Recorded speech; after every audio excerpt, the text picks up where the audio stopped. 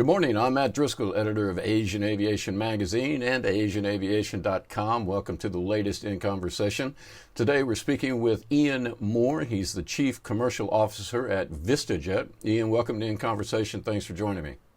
Yeah, good morning, Matt. Thank you for having me on. Ian, unfortunately, I'm not in the income bracket that would actually let me fly on one of your jets, although they look like a lot of fun. For those of our listening audience, most people in the industry, obviously we're an industry publication, everybody knows who VistaJet is, but give us a quick tour of the company. Your boss, Thomas Floor, I hope I'm pronouncing his name right. You're actually, you're a little bit young, 2004 I guess is when it started. Where do you guys stand in the industry right now? I think you're really gaining on the competition, and I think you're probably your former employer, NetJets. I think you worked for them for a time. And I had one question too. Are you guys still selling jet cards? Because it seemed like NetJets had quit selling cards because private aviation was really going gangbusters. But give us a quick tour of VistaJet. Yeah, sure. Well, first and foremost, the actual start of the company in 2004 was some frustration that the owner at the time had with the fractional model. I was actually at NetJets Europe, and we were trying to sell to Thomas at the time.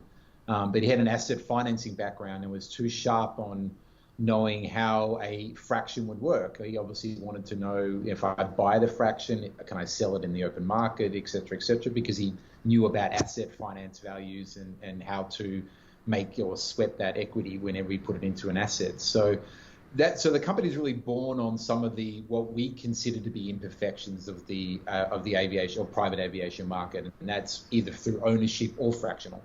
So the concept of VistaJet is really about offering a uniform service all around the world. All of our aircraft are identical. Our training is identical for the cabin service on board. And to ensure that wherever you are around the world, you're receiving the same standard.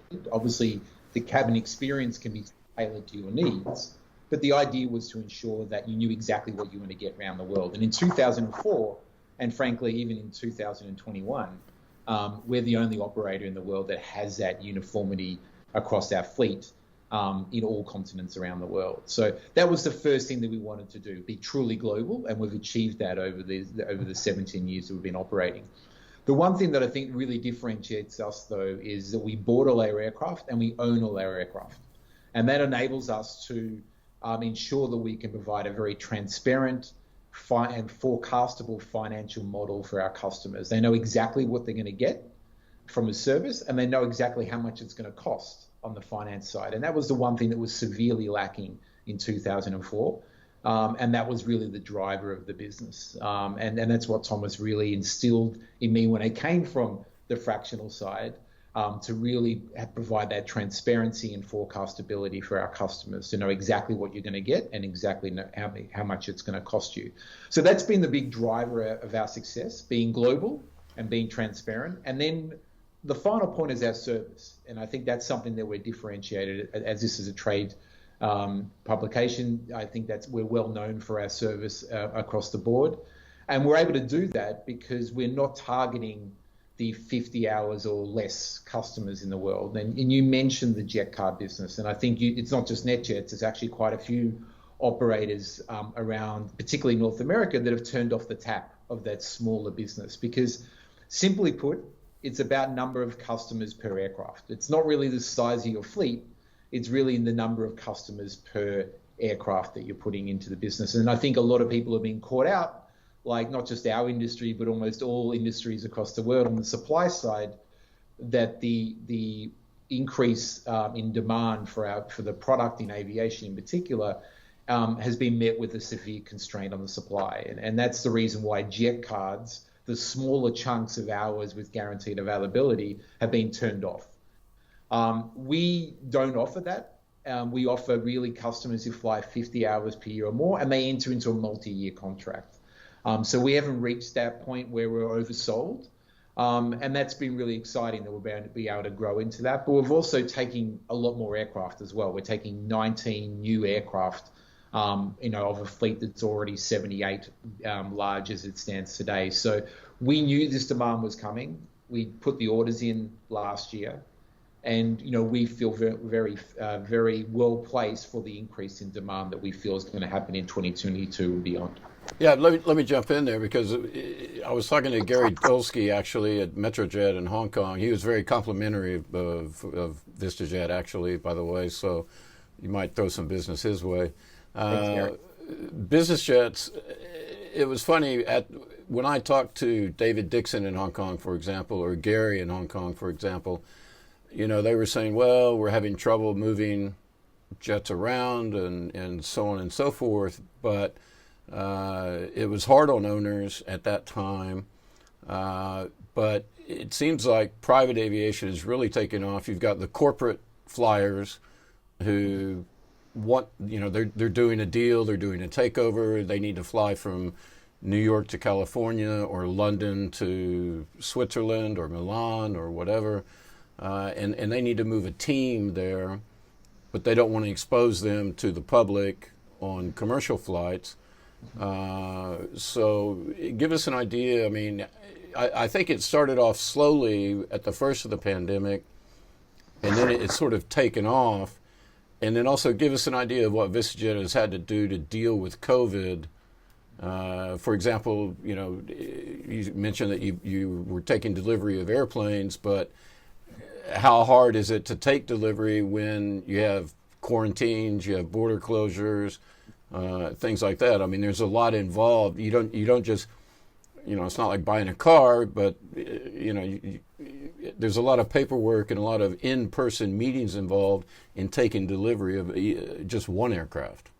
Yeah, Matt, it's a great point. Really the complexity of doing or conducting and performing a flight today versus December 2019, it's probably 3 to 4 times more complex. There's so many moving parts, as you mentioned, quarantine changes, PCR tests, all acronyms we didn't think we'd ever need to know a couple of years ago.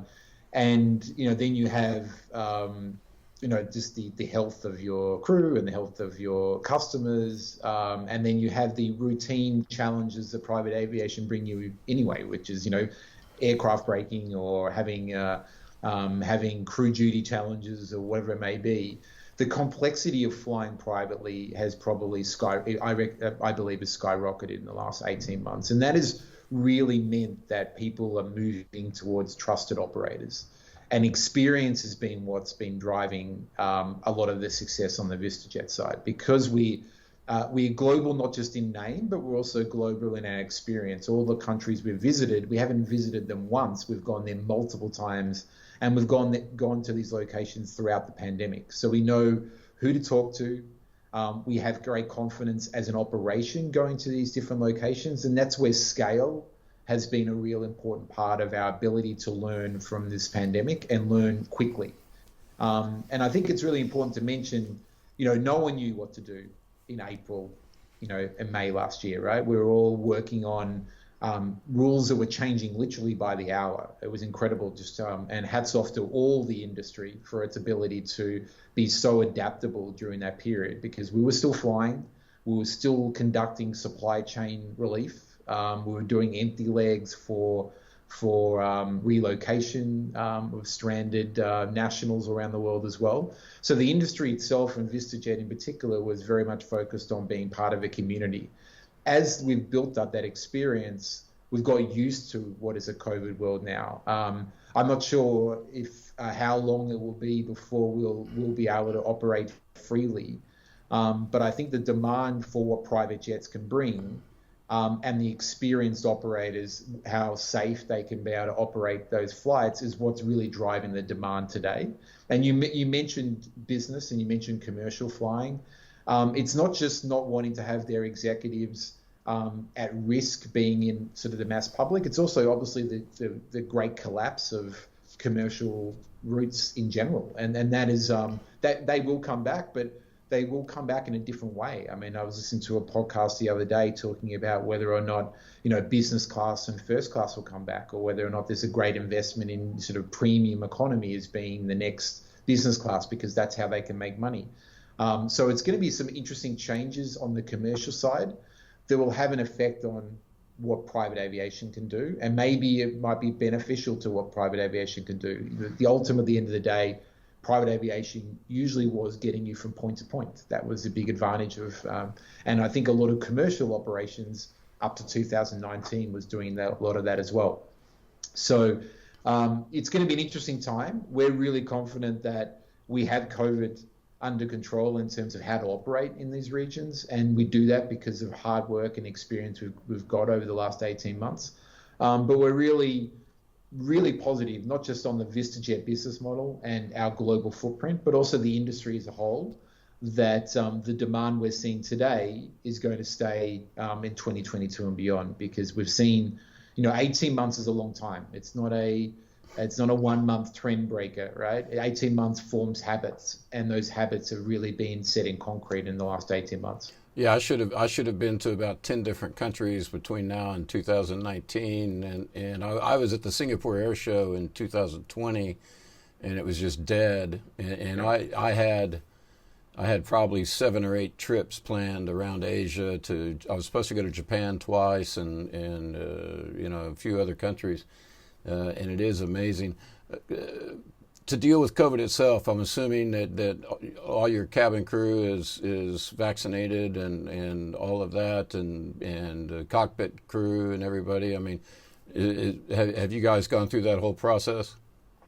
We go through it. We haven't mandated it as yet. It's very difficult to do that when you're having a global operation. Obviously, we strongly encourage it, and if we're not vaccinated, they'd be regularly tested. They were regularly tested before the vaccine was available as well. So we're monitoring that on a daily basis. We have an actual COVID team through our operation that also sits in crew planning, etc. So we're making it as safe as possible for our clients as well as our other crew members. As you can imagine, a COVID outbreak will mean a $50 million aircraft will have to sit for 7 to 10 days. So it's very costly for us, and it's costly.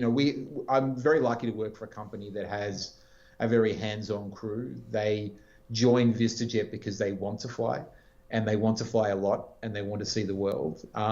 And they take all precautions required to make sure that they're available for our customers, but also their fellow crew members and their fellow colleagues around the world. So, no, I'm very comfortable that we're taking all the precautions we need to do. We have a high vaccine rate. We're not mandating it because it's very difficult to do that. But luckily we have everyone that jumps on board and does their thing to make sure that we can continue operating.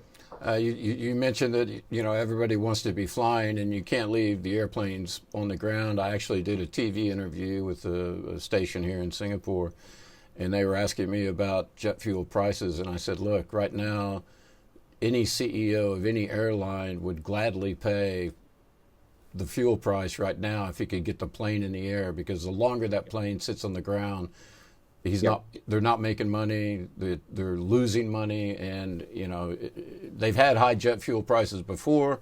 They know how to deal with it, they know how to hedge. They want to get the planes in the air, they want to fill them up with passengers. So everybody wants to be flying. Anyway, let's move on. I was reading one of your investor reports. Flight hours you mentioned were up. Subscription hours are up. The Middle East was way up, followed by North America, Europe. My notes say 15 new aircraft, but you said, I think, 19 earlier. Correct. We'll be taking 19 from now until the end of 2022. Yeah. Okay. What about Asia Pacific? I mentioned Gary, and I always have to give a shout out to Gary. I love the guy.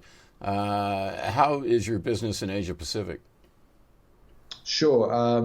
Well, it's been, given the restrictions in the region, you could probably tell by my accent, I'm Australian. So, my hometown has had the world's biggest lockdown. We know Hong Kong has had very restrictive quarantine conditions, Singapore as well, obviously Japan, China in itself. It's been a very difficult place to operate, and that's had some impacts on the ability for us to, or any operator to grow, frankly, in that region.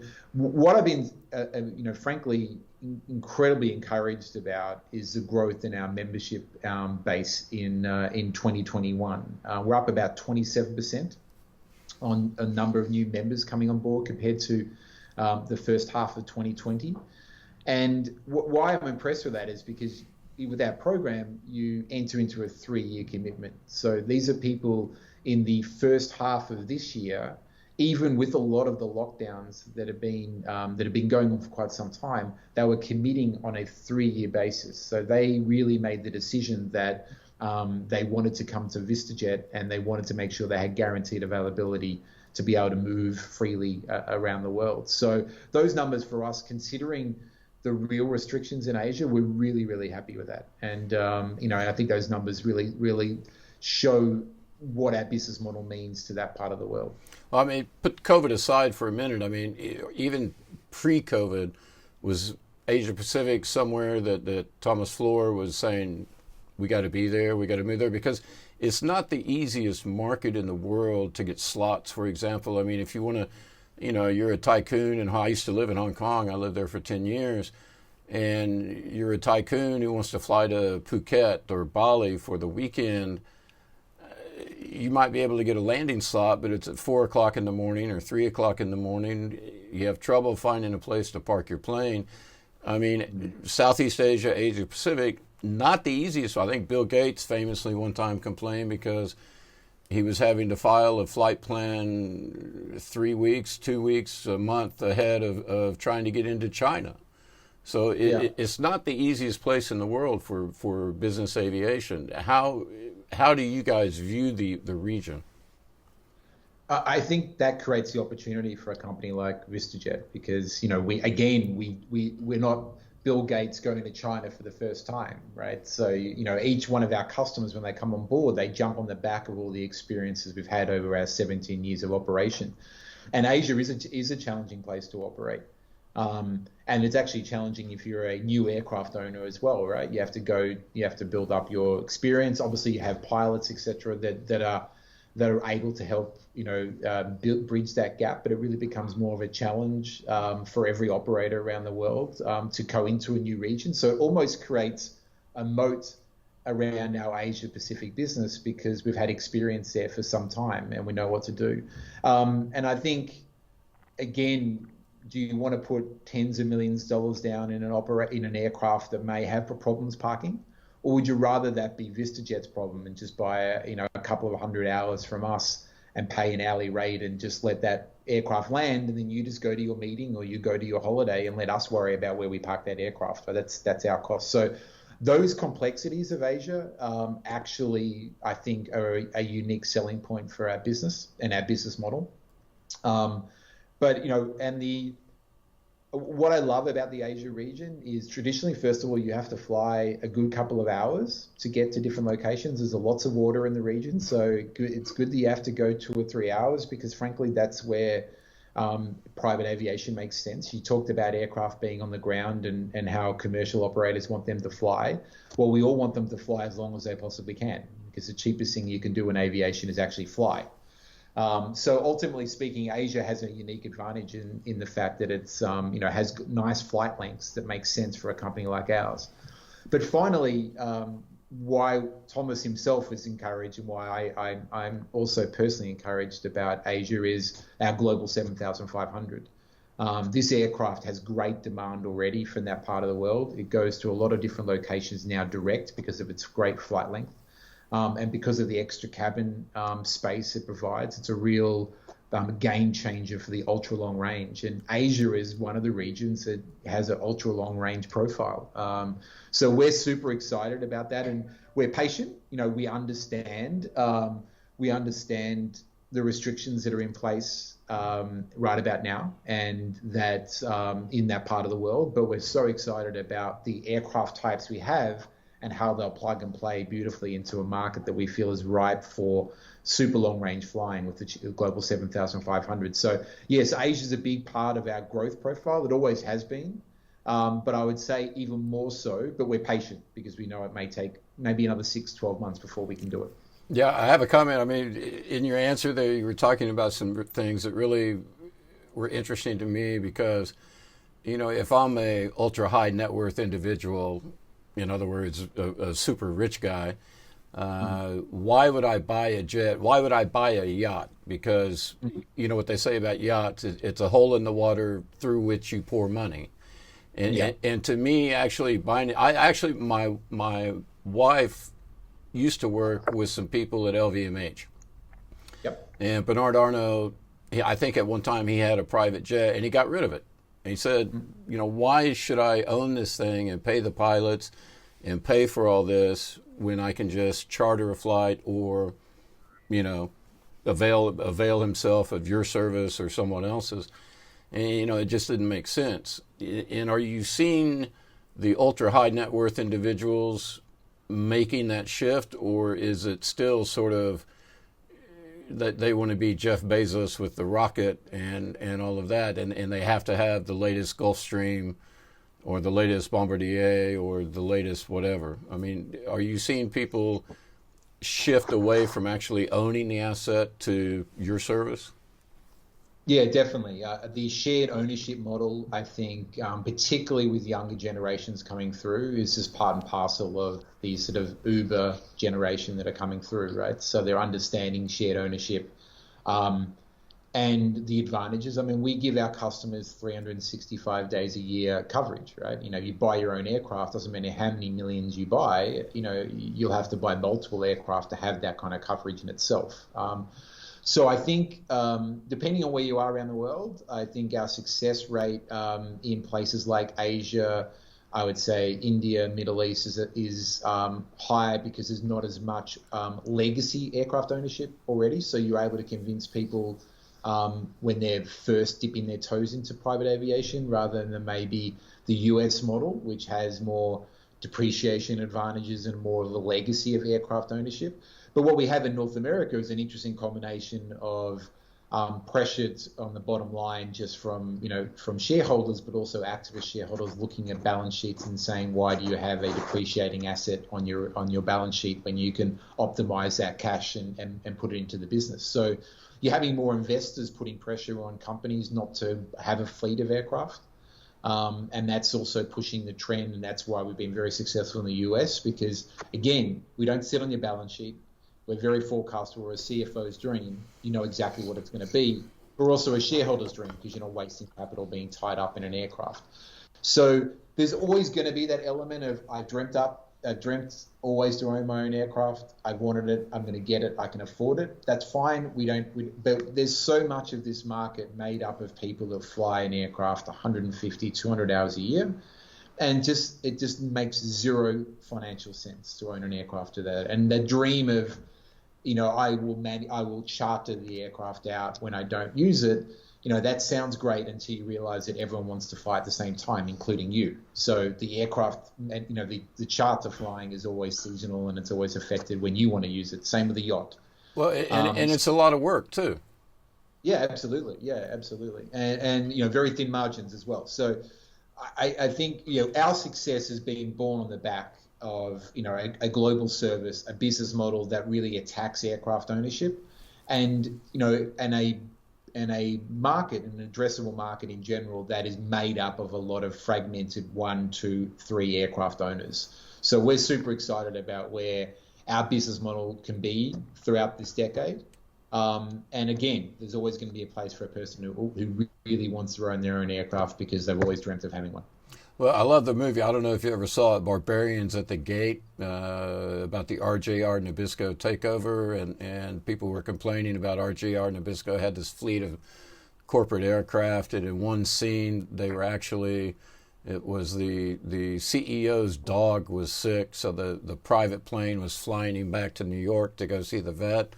And they said, okay, passenger G Shepherd is on board because it was a German Shepherd. So I don't know if you've seen the movie. You should watch it. It's a great scene. Yeah.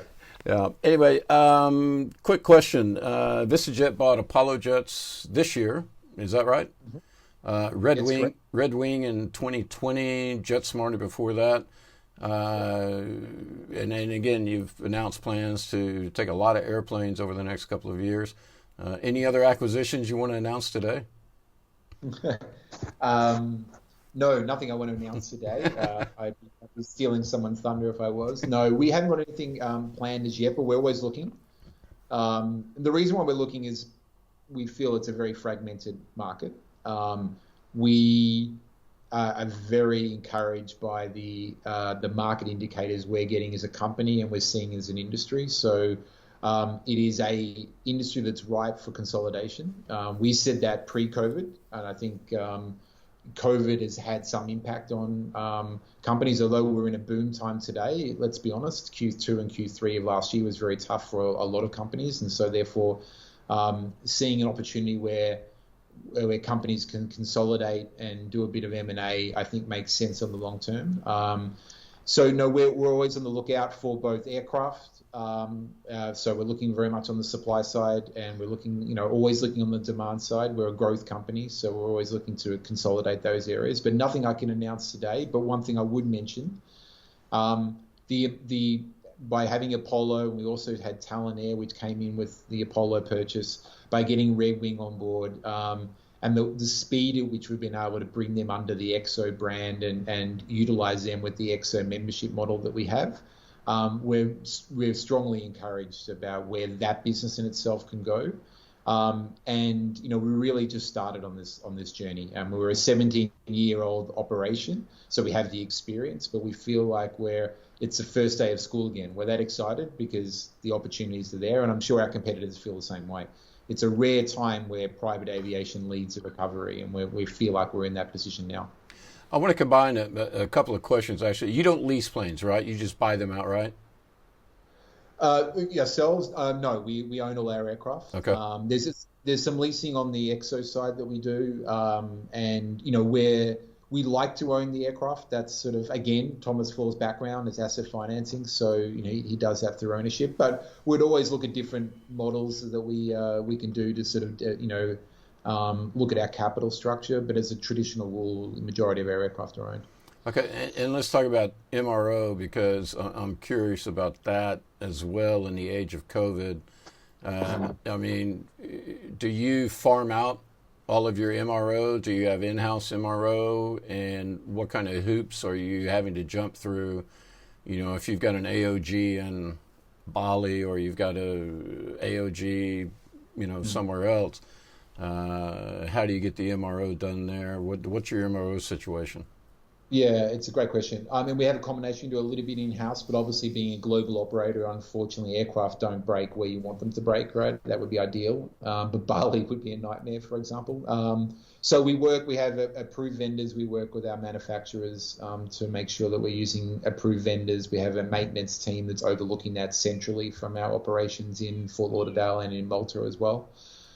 So, obviously maintenance of the aircraft is incredibly important, not just from a safety perspective, but from a reliability perspective. So we're very much looking at strategically using MROs where we can, where we have little pockets of demand that's maybe dropped. We're able to get some, preventative work done.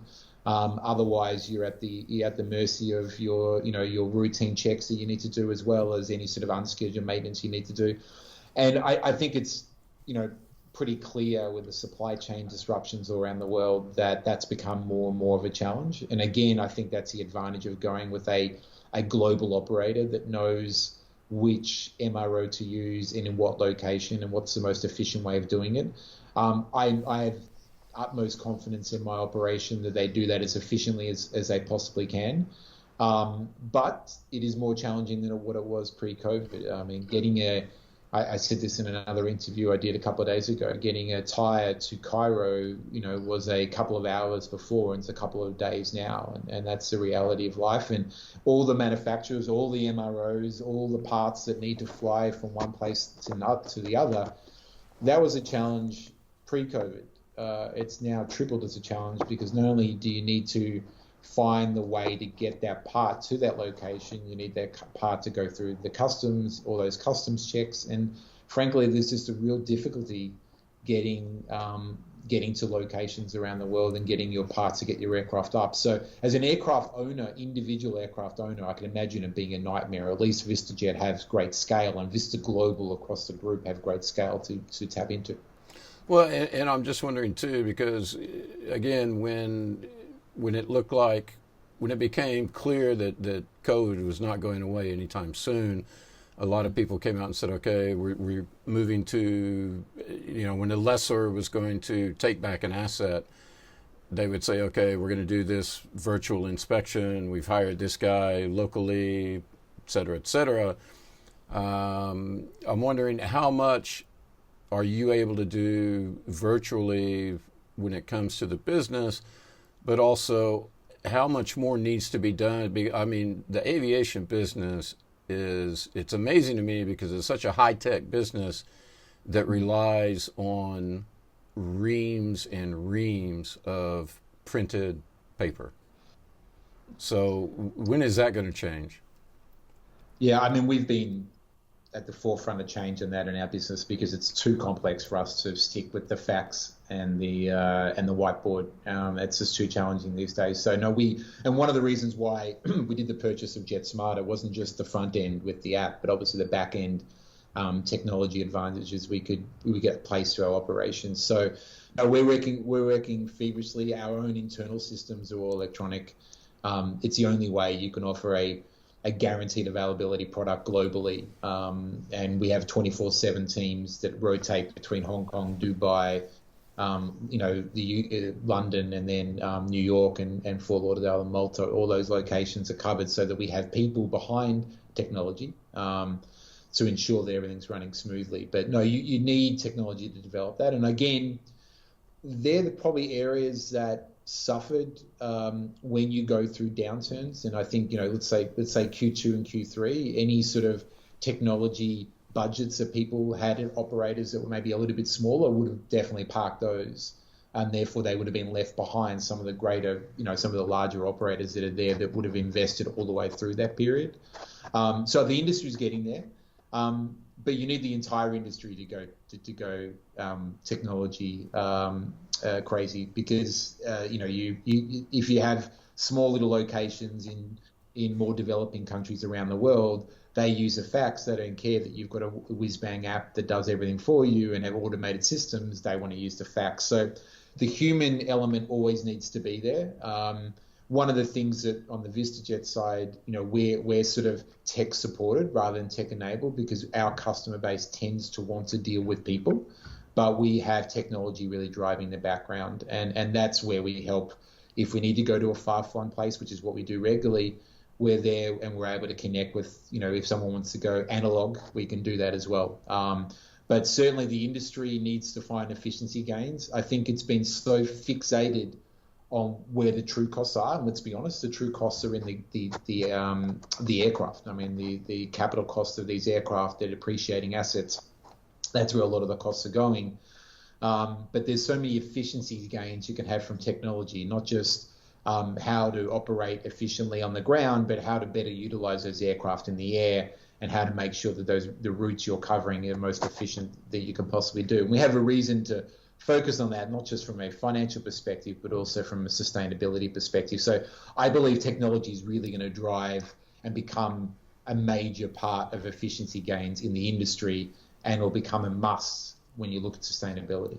Yeah, but I bet you $1,000 that when you deal with your Japanese customers, you have to send a fax. Most probably, yeah, absolutely. But that's and again, culturally, that's our unique selling point as well, right? We need to be able to communicate not just to our customers, but the regions in the way that they want to be communicated. You don't want to be the company that says, hey, we're VistaJet, you need to communicate with us this way. Because that's going to you're going to be back of the queue when it comes to fuel time. That's for sure. So, understanding what our customers want and not making any assumptions has been, I think, a big driver of our success. Actually, listening to how people want to be spoken to and then delving into that and delivering on that has been an important part of what we do. Yeah, I'm teasing my Japanese friends a little bit because it's amazing to me. I love the country and it's a beautiful country, wonderful people. But to make a reservation at a restaurant, you need to send a fax. So it's interesting to me. Time is running short, so let me combine a couple of quick questions for you. They may seem a little bit at odds with each other, but we've got some people that are developing supersonic business jets, 20 passengers, 18 passengers, something like that. Is that something that VistaJet would ever be a buyer of? And the second part of this, sustainability, I was listening to the IATA conference in Boston, which I wanted to go to, but Singapore may not have let me back in because of COVID restrictions. What is your program for going green? Let's talk about Supersonic first, yes or no, and then what are you doing to go green? Sure. So first of all, on Supersonic, we have nothing in place today, but we're constantly looking, and we'll see whether or not the demand is there from our type of customer base. The biggest challenge is that it's going to be a very, very expensive aircraft, and again, because of the capital costs. It's going to be a challenge for it'll have to really demonstrate some real advantages to be able to be functionable and serviceable for clients. I believe in the business model, and I think if we can find a really clean way of and I've seen some of the designs and some of the plans already of certain operators, and they're very exciting. But for us, it's how much will a client pay per hour for that? Because again, our business model is we buy the aircraft, so we take the asset risk. Obviously, we need to get that back on a per hour rate. So is someone willing to pay $40,000 to $50,000 per hour, but only fly 3.5 to 4 hours rather than 6 or 7 hours? Time will tell. So they're the challenges, right? And if we can get to that point, then we'll be very open to it. Again, we're market led. We've chosen all of our aircraft types because our customers like getting into the cabin and turning right. They're not worried about the cockpit. They don't worry about what goes on there. They're worried about what the cabin experience is.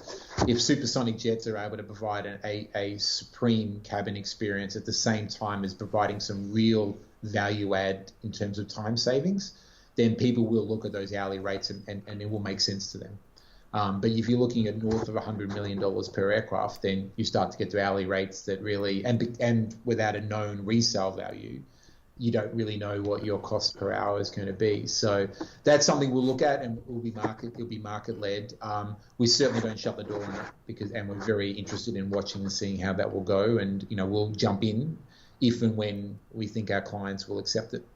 Okay. Sustainability, going green. Yeah. Sustainability. Well, we're really excited on the sustainability side. We made a pledge late last year to be carbon neutral by 2025. And I think that's, it's 25 years ahead of what the industry had targeted originally at that time.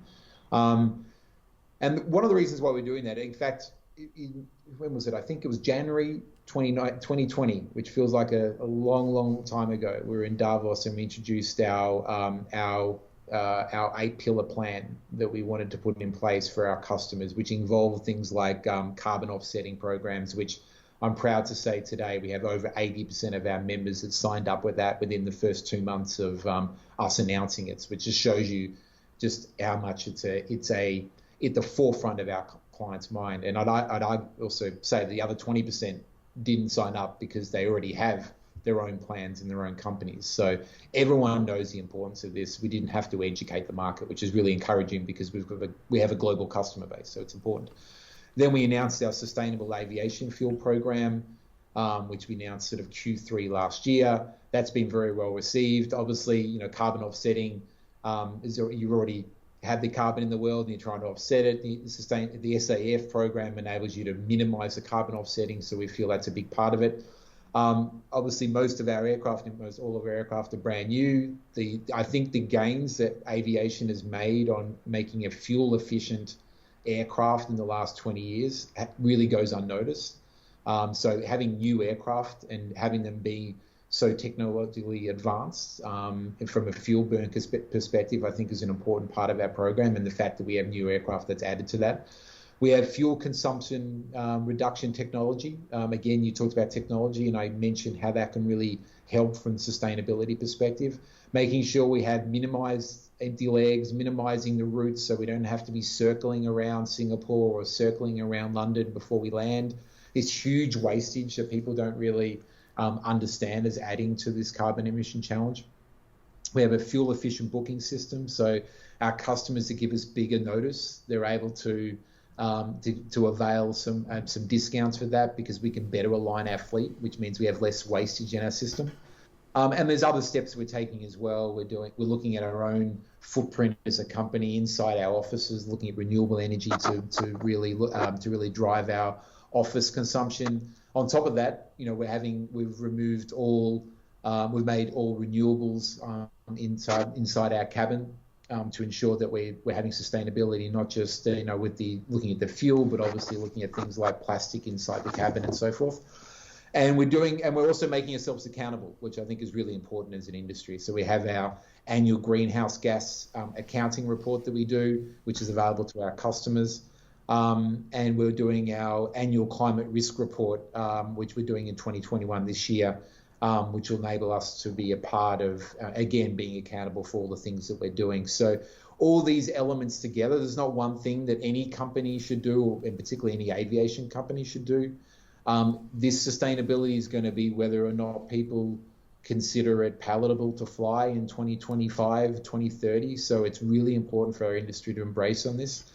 But Matt, I think also what's important for us as a business is that this is what we're doing. We're putting our stake in the ground. We made that commitment. We're going to be carbon neutral by 2025. We know it's aggressive, but we're also asking the industry to add to what we're doing. And if we can copy what other companies are doing because they've come up with a great idea, we don't carry any shame on that. I think all the industry should be looking at what other companies are doing, and if they're doing something better, then we should all adopt it. And our job is to put a stake in the ground and be a part of that. So we're looking forward to what our industry does, and if we can be a part of that conversation and piggyback, I think it's going to be better for the industry if we all share together.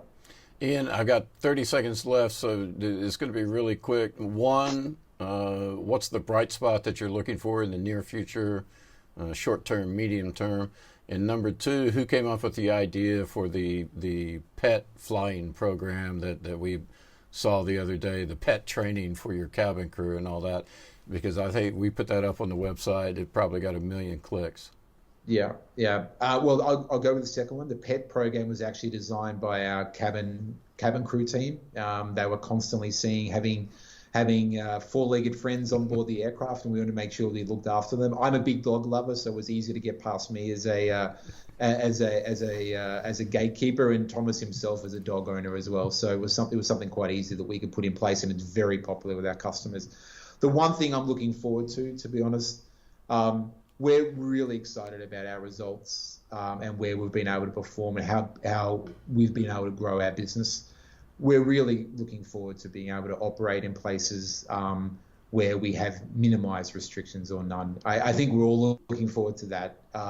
It's been a tough 18 months for humanity, and I think we can all look forward to going back to some sort of normality. So I'm excited about that. The company's super excited about that, and a big congratulations to the company, but also the industry, how we've been able to get through the last 18 months and really evolve. Ian Moore, Chief Commercial Officer at VistaJet. Thanks for joining me in conversation. Thanks for having me on, Matt.